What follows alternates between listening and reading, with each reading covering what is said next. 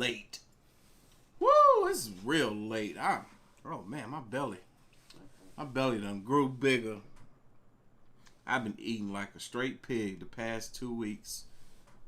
Oh man, it's so big. What Selena Spooky Boo said? So big. So big. So big. That's what Selena Spooky Boo said. That joke was funny. Yeah. So I tried to do a members only live stream, but for whatever reason, nobody was seeing it. I tried and failed. I'm sorry. I gotta figure out how I'm gonna do this. It was playing, it was recording, it was showing members only, but nobody was coming into the live stream, unfortunately. But it's okay. It's okay, nonetheless, you know. What up, AOK Mafia? It's your boy Artofkickz, and just like that, we back with another one. Alright, y'all, so I couldn't give y'all a Mr. Ballin live stream reaction yesterday, unfortunately, because I had a major headache. Major headache. And today is late. It's almost 11 p.m. I should be wrapping this up right now, but instead I'm getting started. I was on the phone talking to people. Off of one phone call to another. Now I'm here. I had to literally tell my buddy, hey, bro, I got to get off right now, man. Love talking to you, but I got a live stream to do. It's late, but I'm wide awake. And I got some orders I'm trying to get out the door, too. I couldn't do yesterday because I had a headache. But anyway, talking too much. Talking way too much. We're about to get this party started. Y'all, this first one is something that I strongly believe in myself. No, I'm not sleepy. I got some good sleep. I needed that sleep last night, Steve, because I had a crazy headache yesterday, all day yesterday. But anyway, like I was saying, this first one here is something I strongly believe in myself, is reincarnation. Because I swear I was a little black poodle in my last life. I'm not joking. I've been saying this since high school. My last life, I was a black poodle. I was very loved by my owners. I was always happy. And I was a very good boy. So I was granted human life in my next life. And now I'm here. This is me now. But I was a very lovable black poodle. And I was about height. I was probably about that tall. And I was about that big. I wasn't a very big poodle. I'm not a very big person right now. Except for this. I'm not. You see, you saw that? It got bigger. Look, I swear I'm like 7 months pregnant. I'm about to bust. I'm about to pop any day now. Only 2 weeks of bad eating just does a lot to me. Anyway, I was just waiting for people to climb in here before we got this party started. You know what I'm saying? But yeah, we're about to do this. This first video here is dead girl come back to life knowing secrets she didn't. The reincarnation of Dorothy Eady?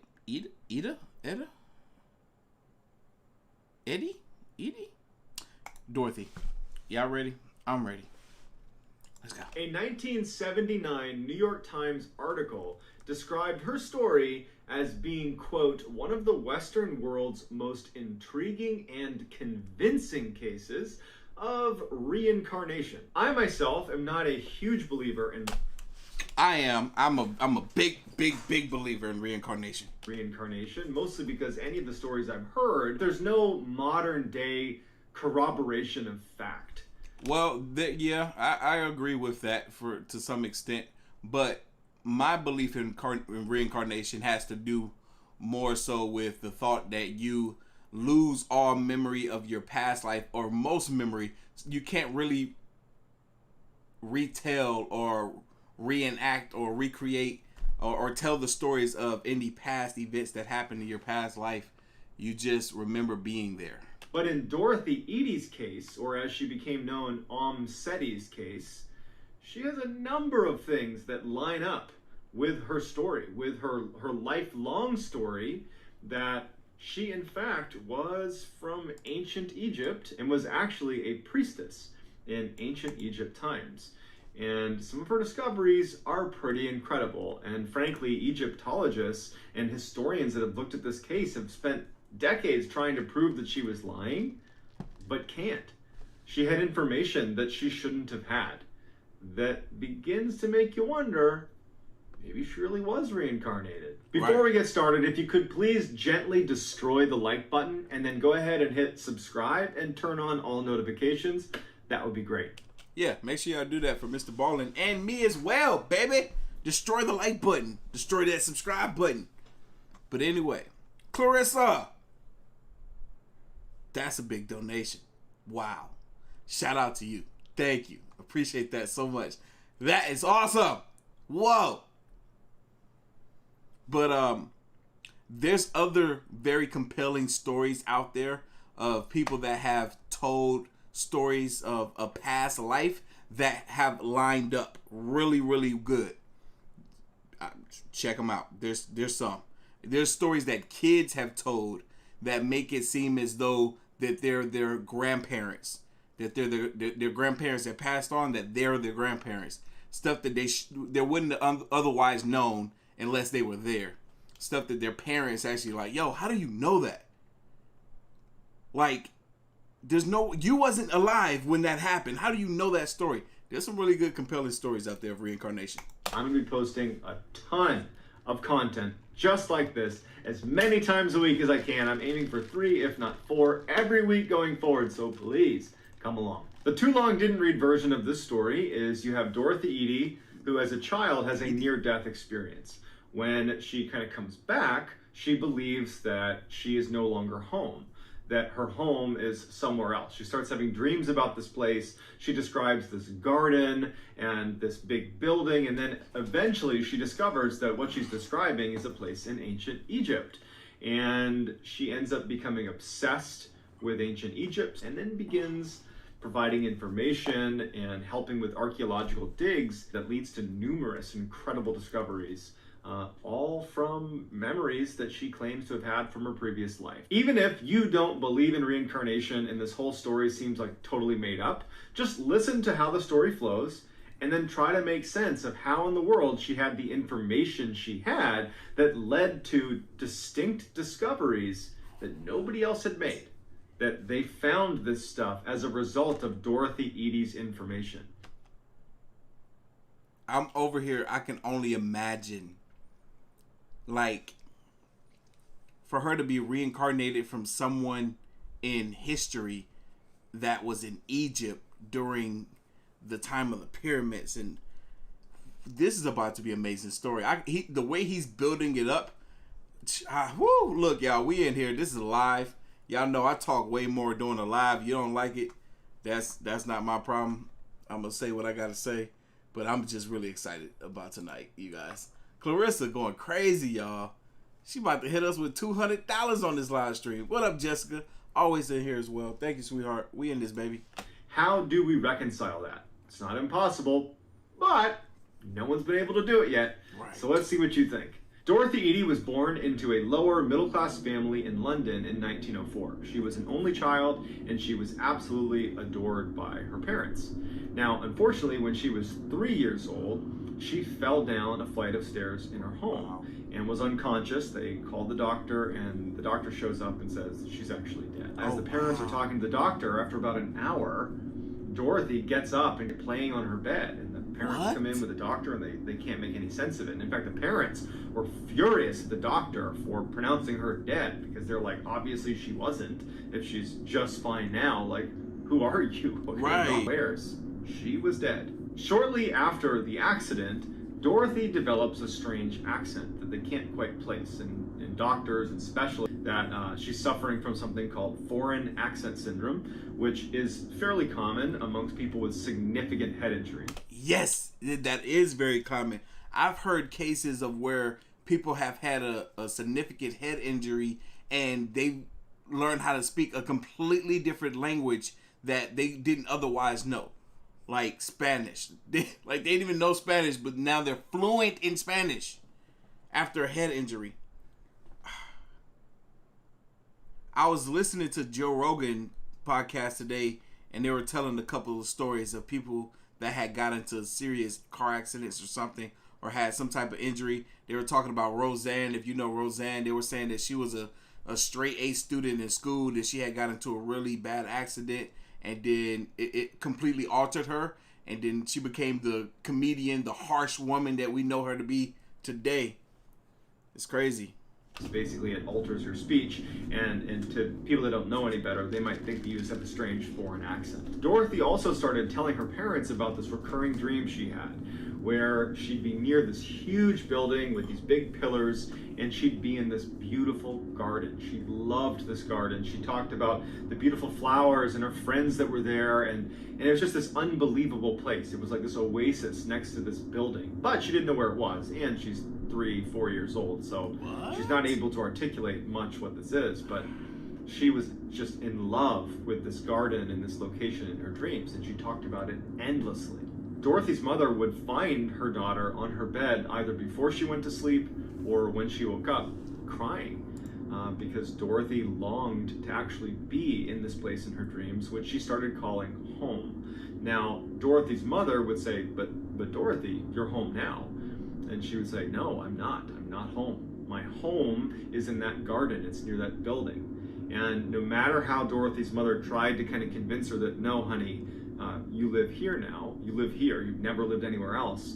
Dorothy was unbelievably convinced that what she was seeing in her dreams was her actual home. It was around this time that Dorothy's parents brought Dorothy to a British museum where they had a big ancient Egyptian exhibit set up. And when they went into the museum, Dorothy sees this exhibit and she's immediately attracted to it. And as she gets closer, she starts seeing the statues of the pharaohs and pictures of the pyramids, and she sprints into the exhibit, runs her parents, and she's running to the different statues of the pharaohs and of the Sphinx and all of the different icons from ancient Egypt, and she's kissing their feet and she's sobbing hysterically, and she's yelling, home, I'm with my people. This little tiny kid is having this revelation that she's found home, and she refused to leave the museum. Finally, her parents, get her to calm down, and they're pretty embarrassed as people are like looking at them like, what's going on with your child? She finally leaves with her parents, but at this point, now Dorothy has attached that place in her dreams that she longs to go with the beautiful garden. She's attached it to Egypt, to ancient Egypt. And so she becomes completely obsessed with ancient Egypt. Her obsession with ancient Egypt started to get her in trouble. When she'd go to Sunday school, her family is a very, very devout Catholic family. She would compare Catholicism to other ancient Egyptian religions. You can't come to Sunday school anymore. Wow. Then she got expelled from her Catholic school because she refused to sing a number of the hymns that in some way disparaged ancient Egyptians. She was also told that she could no longer attend Sunday Mass for the same reasons. She was basically not welcome anymore. At 6 years old, Dorothy, who knew how to write and read in English, started to take a keen interest in hieroglyphics, the Egyptian hieroglyphics, and she said that they were definitely familiar to her, but she had forgotten how to read it. When she was 7, she saw a picture of the Temple of Seti I, which is in Abydos, Egypt. And as soon as she saw the picture, it was a big picture of the temple, and then next to it kind of like the broken remains of what looks like maybe a garden of some kind. And she immediately said, that is my home. That's where I'm from, right there. Temple of Seti I in Abydos, Egypt. That's my home. And as she's looking at the picture and she's looking at those kind of tattered, broken remains, this is thousands of years old, she's looking at the area next to this big temple. Y'all, I'm just trying to figure out how this girl had this small moment where she basically passed away. How was it that she was able to connect with this entity, this spirit that kind of went in her and either replaced who she was or became a part of who she was. This is so fascinating. In the picture. And she's like, that's the garden, but where are the trees? Where is everything? Why does it look like this? Like, she didn't understand that was thousands of years ago that it was a garden, but she saw the picture and immediately knew it as her home. Also in the textbook was the picture of the pharaoh, Seti I, who the temple was named after, and of the very well-preserved mummy. She was overcome because she claimed to have known him personally. At age 10, Eady was world-renowned Egyptologist E.A. Wallace Budge, who offered to teach her how to read and write hieroglyphics, which she picked up almost instantly. Starting at 14, in addition to that recurring dream of the Temple of Seti and the garden right next to the Temple of Seti that she claimed was her home, she started having a recurring nightmare where she, in her former life, was in this subterranean enclosure, and she was being questioned by a high priestess who was demanding that she answer her questions, and when she refused, she was beaten. At 27 years old, Eady meets an Egyptian man and falls in love with him, but also, I'm sure on some level, she was marrying him to secure Egyptian residence. Married, they moved right back to Egypt, where she could be a resident. And actually, when they landed in Egypt, the first thing she did, she's overcome with emotion when she lands, and she starts kissing the ground and crying and saying, I'm home, I'm home. What? Like, her entire life, from 3 years old to 27 years old, she just is like, she needs to get back. She needs to get back. This is crazy. It's like she purposely dated an Egyptian man. Like she didn't want nobody else. She wanted an Egyptian man. She wanted to be back. Wow. And what's crazy is she would go there, and it's not like it's a new place for her to learn and discover. She already familiar. It's just, it looks way different.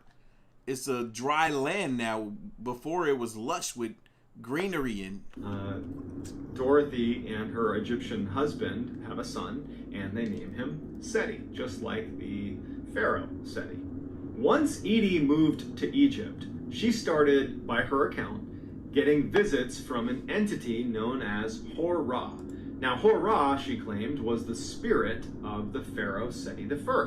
She would get into these almost trance-like states at night over that first year she was in Egypt. It was like she'd be sleeping, but then she would get up and be in this trance, and she would start frantically writing in hieroglyphics in the middle of the night. And her husband would wake up and he would see her doing this, and she was like, you couldn't stop her, you couldn't communicate with her. She was just in a trance, recording what she was claiming Hor-Ra was telling her, was dictating to her that she needed to write down. And it was in fact about who she used to be. She used to be, according to Hor-Ra, a woman by the name of Ben-Trishit, who lived 3,000 years earlier in the time of Pharaoh Seti I, and who lived in the Temple of Seti in and around that garden. So after a year of her going into these trances and writing in hieroglyphics, she had over 70 pages of transcript of what she claims was her story, and it goes like this. Before being born as Dorothy Eady, she was an Egyptian woman named Ben-Trishit. Her father was a soldier, and her mother was a vegetable seller who actually died when she was just 3 years old. Unable to care for her, Ben-Trishit's father placed her in the temple of Qam el-Sultan. She was then raised at the temple, where she later became a priestess. When she was 12 years old, Ben-Trishit was given two choices: either venture out into the world, become a consecrated virgin, and stay at the temple. Ben-Trishit decided to take the vows. But a few years later, she meets Pharaoh Seti I, and they end up falling in love, and soon she becomes pregnant. When she is discovered to be pregnant, she was interrogated by the high priest and beaten when she refused to answer, a scene that corresponded to her childhood nightmare. Unwilling to put her beloved Seti through a public scandal, Ben-Trishit took her. Eady's husband grew increasingly disturbed watching his wife go into these trances and write out the hieroglyphics. I mean, she's amassing all these pages of hieroglyphics. her whole thing was just too much for him, and so he ultimately filed for divorce in 1936. Following the divorce, Dorothy and her young son leave and go live in another town near the Giza pyramids, and she starts going by the name Seti, which means mother of Seti. So she doesn't go by Dorothy Eady anymore. And at this point, she also takes a job with Egypt's Department of Antiquities, and she begins a very lengthy and highly successful career in Egyptology. For nearly 20 years, Seti would research almost exclusively the temple of Seti I and learn everything about not only the temple but the people who lived there, because it was where she believed she used to live. But it wouldn't be until 1952, when she's almost in her 50s, that she finally actually steps foot in Abydos. And it was because of a job transfer that put her there. And in fact, she took a pay cut to get this job. She was so desperate to just finally step foot in the place that she believed was her old home. As soon as she walked into the temple, the first thing she says is, "It's as if I've lived here before."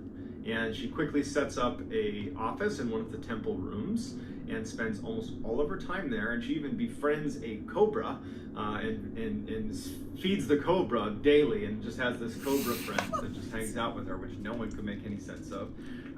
Lots of rumors swirled around whether this woman was sane, but because her contributions to Egyptology were so pronounced and so useful, that she was very highly regarded. But of all of her accomplishments, of all of the things that she did, the thing that she is most known for is when she was able, as soon as she got to the temple of Seti I, identify exactly where the garden was. For Seti, she'd been having dreams of this garden her whole life. And so she very quickly said, "If you dig here, you're going to find this garden." Yeah. And sure enough, they dug down and there was the garden. And in fact, she had described the layout of the garden, what trees were where, what types of trees were there, and it was all confirmed. And once they dug it up, she was also instrumental in identifying where to dig on the north side of the temple, where she said there was a tunnel that ran underneath. It was a secret tunnel. And sure enough, they dug down, there was the tunnel. That was something that they had never seen before. Only she knew about it, and there was no way she would have known about it without prior knowledge. In addition, she also pointed researchers to search in a specific area, in an area known as the Valley of the Kings, for a tomb, a long-forgotten tomb. And sure enough, almost exactly where she described, there was in fact a tomb that had never been discovered before. As much as other Egyptologists did not want to accept Seti's claims that she had been reincarnated, and that's why she has all this knowledge. Hold on, you guys. I'm seeing your comments right now. You guys are saying something about YouTube is not acting right, and I'm seeing the chat kind of come and go, drop high and low in views. Let me see what's going on. I'm about to click on the video right now on the YouTube side of things and see what exactly is happening. So let me scroll back some, and let me just keep my eyes on this a little bit to see what you guys are seeing. I do apologize for this mishap. You know what? It's not happening for me. This is weird. It's very smooth. I'm watching it on YouTube. I'm scrolling through, and it's as smooth as butter. It's not going in and out like you guys are saying. There's no buffering. I'm playing the video all the way through right now. Skipping. Letting it play in areas where you guys said it was messing up. And this is not happening. Some of you guys saying you're getting kicked out. Oh, that's why so many people was coming in and out of the stream. Interesting. I wonder why is it doing that? I'm sorry, you guys.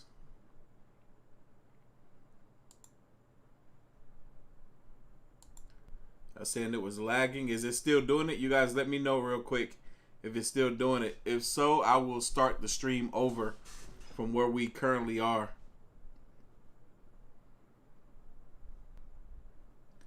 Cause yeah, I'm playing it back on YouTube and it's not doing anything.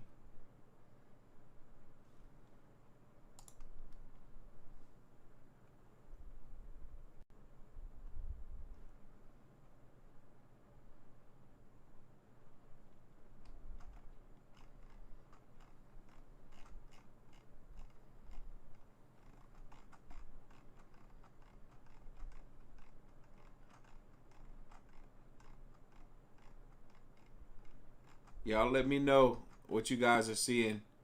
Let me know if it's still doing it.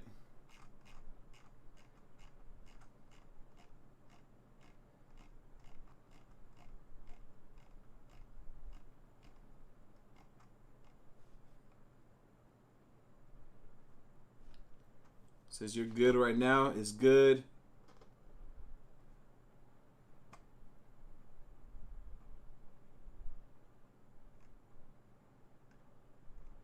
Okay, y'all are saying it's good now. All right, you guys. Y'all don't get too mad at me for not reading the chat a lot. The chat is flying. It's going through so crazy. And I'm so consumed in wanting to hear the story. That's why I don't pay as much attention to the chat. I'm sorry. It's not you guys.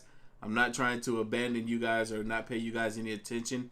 I just don't want to disrupt the chat. Some people want me to read the comments. Other people hate when I read the comments. It's so hard to please everyone. So I just want to, just pay more attention to the comments and give my commentary.